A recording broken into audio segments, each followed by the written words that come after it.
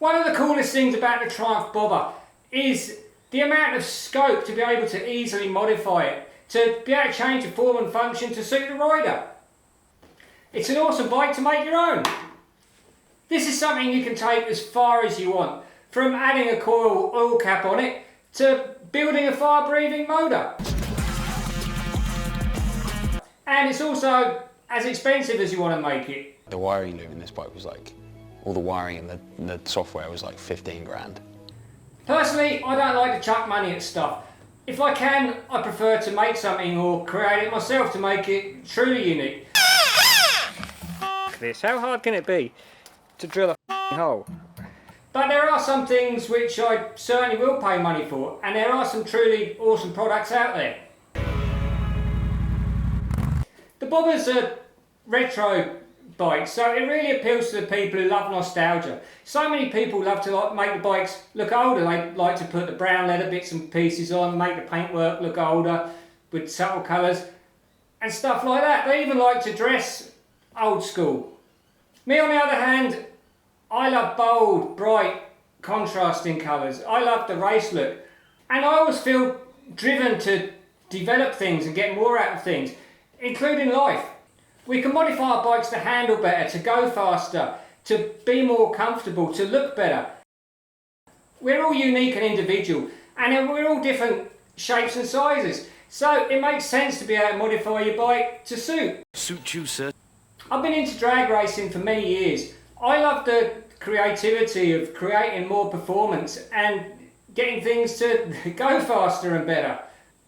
So now I'm in a position where I can actually do this again. So I'm on a mission now to get a lot more performance out of the bike. So there'll be plenty more content coming your way about that.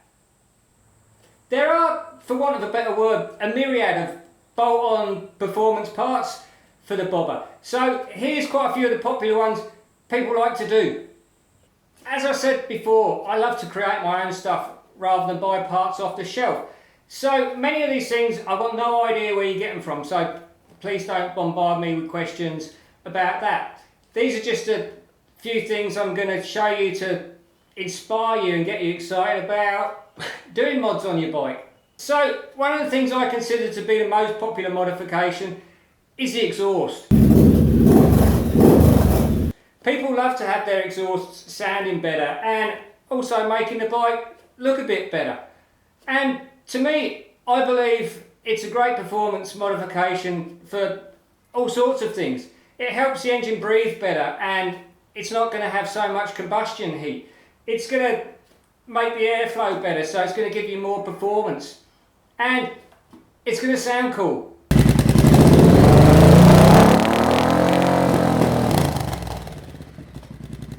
It's quite loud.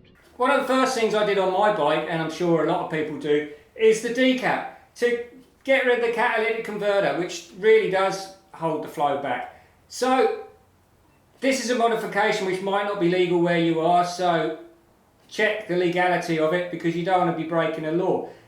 And at this point I will have a little disclaimer. All these modifications, I don't know whether they're going to be right for where you live, whether they're going to be legal or not. You're going to have to do your own research on that. I do have a whole video dedicated to modified exhausts for the Bobber, so check that out. I'll put a link in the description. In fact, a lot of these modifications I'm going to talk about, I've made videos about, so I'll put links to all of them in the description. So once you've got your big bore exhaust on and you've got rid of your cat, it's going to change the engine characteristics. It's going to need a different amount of fuel to cope with a different amount of air which is going through the engine. So the ideal thing to do is get your ECU remapped. You can actually get a map already designed for the bike. D&K do some really good ones, or it's something you can do yourself with the use of Tune ECU. You can actually remap your ECU yourself, but you really need to know what you're doing to be able to do that.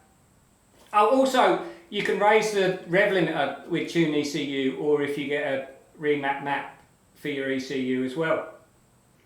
Right, the suspension.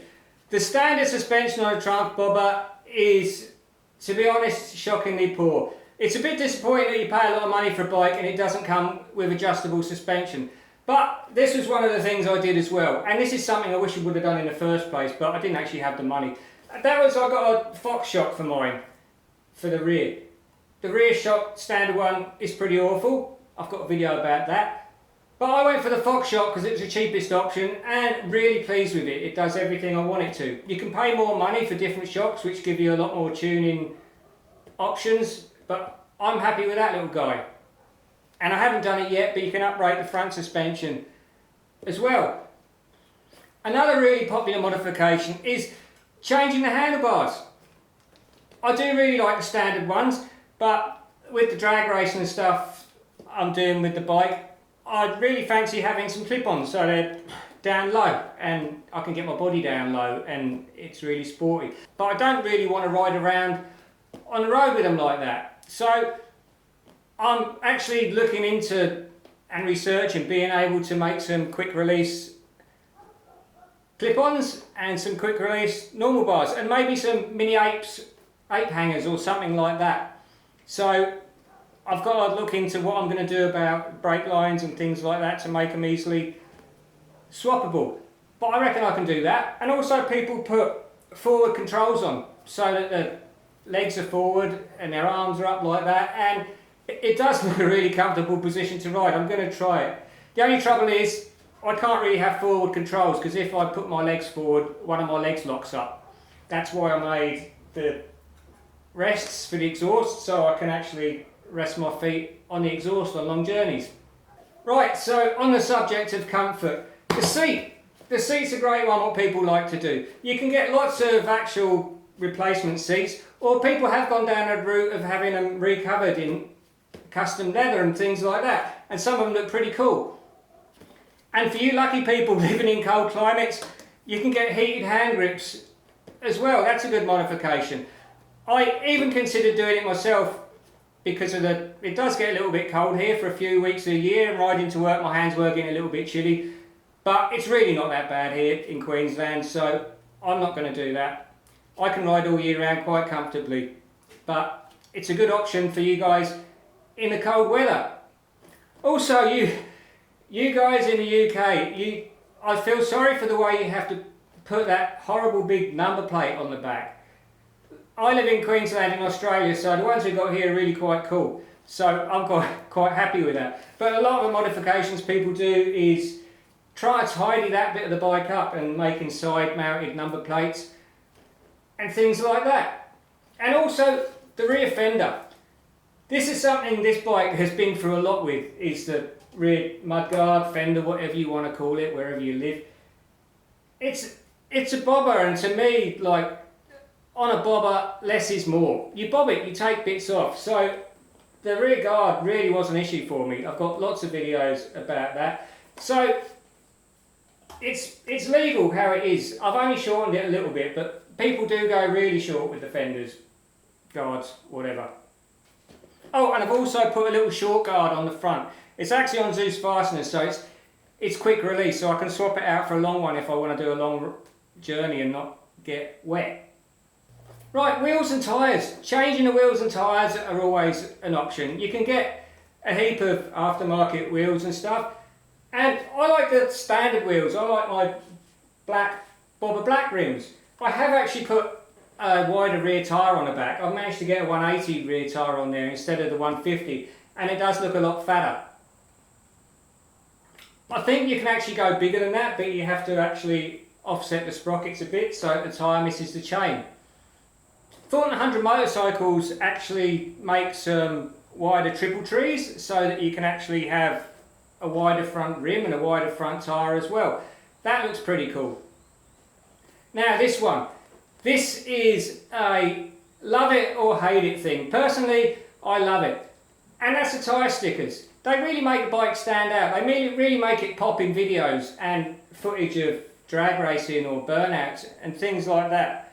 And they really brighten the bike up, I think, because there's so much darkness and blackness on bikes.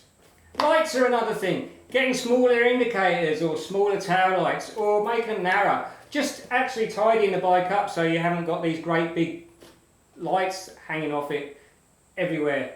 Because a lot of the time, less is more. So people do spend a lot of time actually tidying the bikes up with the lights and things like that. Also, you can get different headlights. I personally love my standard LED headlight, I think it's cool. But you can get bigger ones, you can get ones integrated with the speedo and stuff like that as well. I'm currently making a luggage rack for my bike so I can go camping and take all my equipment with me on the bike. I've got bags mounted and my rack's on the back there. So bags are another thing people put on, and luggage racks and stuff like that. The early bobbers like mine only have a small fuel tank, which can be a problem. I believe that the later ones come out with a bigger fuel tank, but that's another modification, putting a bigger fuel tank on. I think the actual Speedmaster tank is bigger and that fits on without too much of a problem. But I thought the small tank was going to be a problem when I first got the bike, but actually it's not too bad at all, because on a long journey it doesn't use much fuel anyway. A gold chain's quite a nice addition. I've got a gold chain on mine because I was messing around with different size sprockets for different gearing, and I needed a bigger chain for a bigger sprocket, so I got a gold one at the same time, and it does make the bike look a lot prettier. It also looks prettier when it hasn't got a chain guard on, but the coppers around here don't like that. But you can get smaller chain guards as well. Paintwork.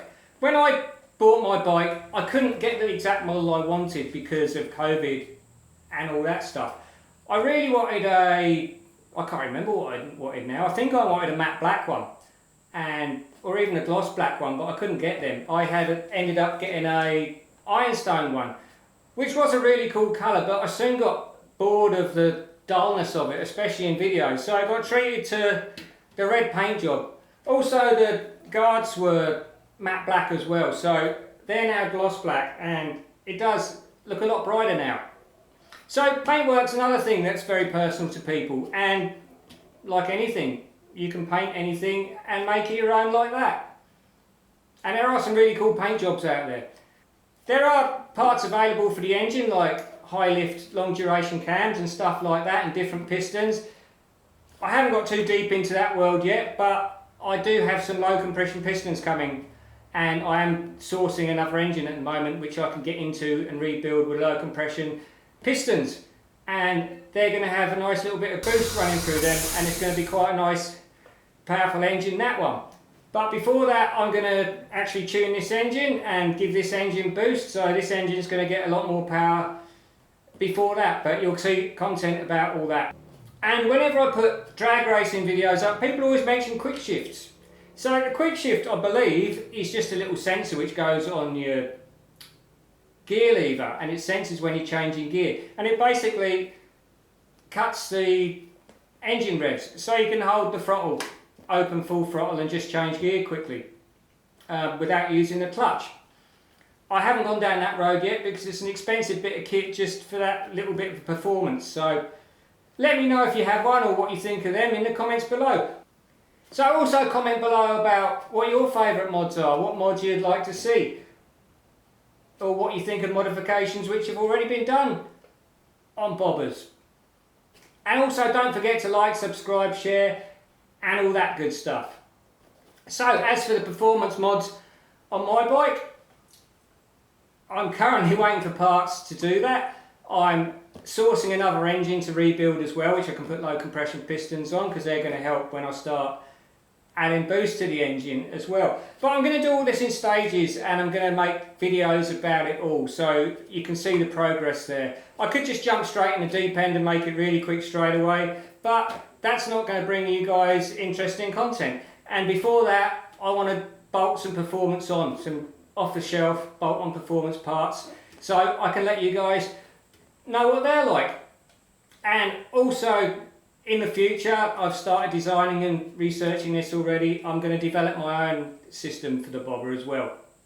So there's absolutely hundreds of bolt-on modifications you can get for the bobber, and a limitless amount you can dream up yourself or get somebody else to do for you. This video has just been a glimpse, scratching the surface of the iceberg, of modifying the Triumph bobber. This bike has been a great blank canvas for my creativity, and it's opened up a whole chapter in my life. And now I've got a bit more money to invest in it. You're going to see a lot more content about developing the bike, racing it, and other stuff. So go and get yourself a bobber if you haven't got one already. or make your bobby your own. Have a great day.